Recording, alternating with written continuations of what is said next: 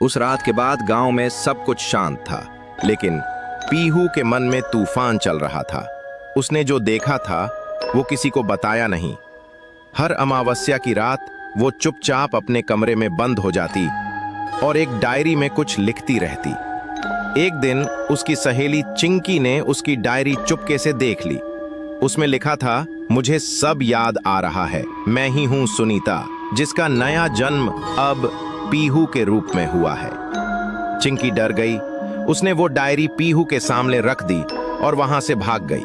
रात हो चुकी थी और वो रात थी अमावस्या की। उसी समय एक ठंडी हवा चलने लगी, बिजली चमकी और आकाश में एक सिर कटा भूत मंडराने लगा। राय स्टार वापस आ गया था। इस बार उसकी आंखें और भी ज्यादा लाल थीं और हाथ में वही कुल्हाड़ी थी जिससे उसका सिर काटा गया था। राय स्टार सीधा एक लड़की के कमरे में गया और वो लड़की थी पीहू।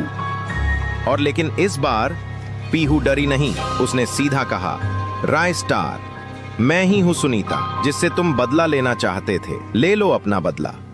राय स्टार रुक गया। उसने पूछा, तुझे कैसे पता कि तू सुनीता है? पीहू ने जवाब दिया, मेरे सपनों में हर रात वो पल आता था जब मैंने तुम्हें मारा था। तुम्हारी चीखें सुनी थीं और हर रात मेरा दिल जलता था। मैं शांति चाहती हूँ, मार दो मुझे। लेकिन राय स्टार ने कुल्हाड़ी जमीन पर गिरा दी। नहीं, अब नहीं। तुमने अपनी गलती मान ली है, अपने पाप को स्वीकार कर लिया है। अब मैं आजाद हो सकता हूँ। जैसे ही उसने ये कहा, एक तेज रोशनी का गोला बना और राय स्टार की आत्मा उसमें समा गई। राय स्टार को आखिरकार शांति मिल गई। लेकिन कहानी यहीं खत्म नहीं होती। उसी रात पीहू ने खिड़की से बाहर देखा, एक नई लड़की जंगल की तरफ से आ रही थी। उसके हाथ में एक कुल्हाड़ी थी और आंखों में लाल चमक। राय स्टार तो चला गया, लेकिन क्या अब कोई और उसकी जगह लेने आ रहा है?